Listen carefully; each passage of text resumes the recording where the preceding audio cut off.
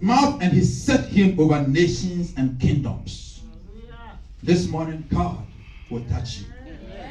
I said, this morning, God will touch you. This morning, God will touch you. This morning, God is already touching you. He's already touching you. He's already putting his spirit in you. And he's declaring unto you that this morning you have work to do. You have work to do. You have foundations to shake. You have foundations to destroy. You have things to pull down. Hallelujah.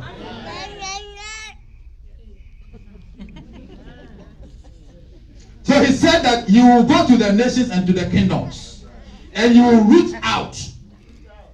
Root out.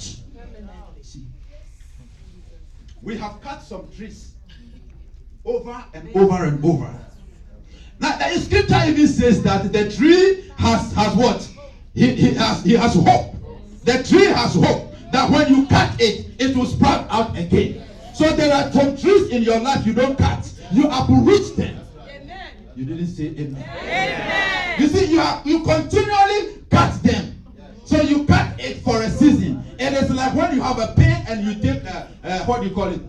Ibuprofen. It does not take away the pain. It just covers it. Now, when the ibuprofen is out of your system, you feel the pain again. You need something that will cure that pain. Hallelujah.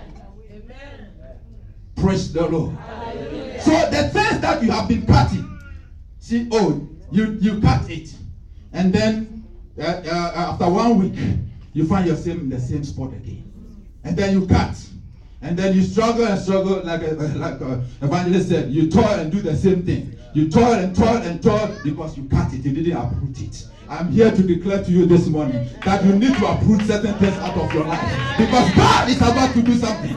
Hallelujah. Praise the Lord. Praise the Lord. You have to uproot. Root them out. There are certain things that need to be pulled down. There are certain things that need to be destroyed. There are certain things that need to be thrown down. Hallelujah. I don't know which of them you'll be doing this morning. Depending on your situation, you need to do something this morning. You will either be rooting some things out. You'll be demolishing some things out. You'll be breaking down certain things. You'll be throwing certain things out of your life. And when you have done all this, the Bible says that then you can build and plant. So this morning we are going to take certain things out, pull certain things down, cast certain things away. And when we are done with that, we are going to plant better things, the things of God. You see, we learned on Thursday that we have to prioritize our lives. Our priorities should be the things from above, not the things below. So even as we uproot the things below, we are going to plant the things, the heavenly things, spiritual things. Hallelujah.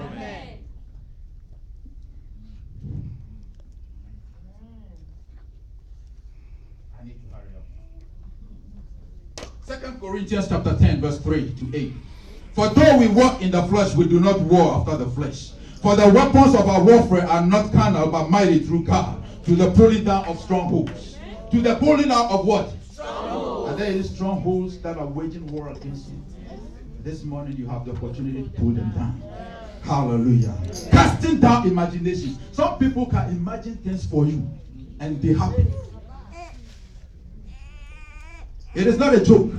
Now people can sit down, the devil can sit down and he will be framing stuff, imagining things for you. And then it happens to you. But this morning you have the opportunity to cast down every imagination. You have the opportunity to refuse every scheme of the enemy.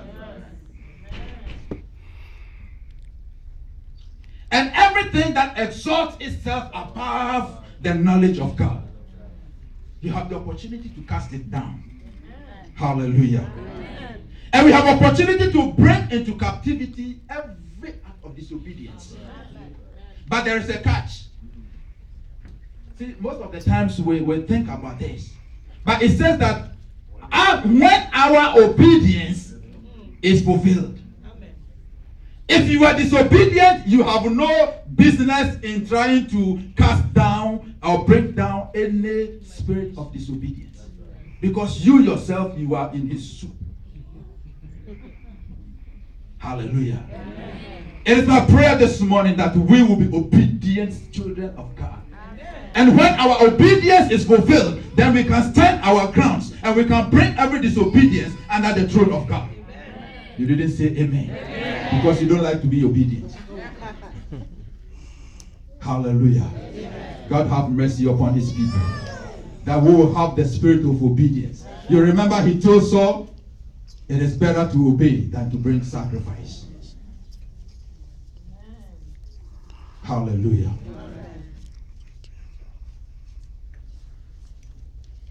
And having in readiness to revenge all disobedience when your obedience is fulfilled. Hallelujah. Hallelujah. Our warfare is spiritual. We have spiritual warfares. They are mighty through God to pull down every stronghold, cast down imaginations, and everything that exalts itself against the knowledge of God, to bring into captivity every thought to the obedience of Christ, and being in readiness to avenge every act of disobedience. Hallelujah. Amen. In Ephesians chapter 6, reading from verse 10. Finally, my brethren, be strong in the Lord and in the power of his might. Put on the whole armor of God. Somebody say the whole armor of God. Not some armor of God. Not part of the armor of God. The whole armor of God. Why? Because you need this armor to be able to stand against the wiles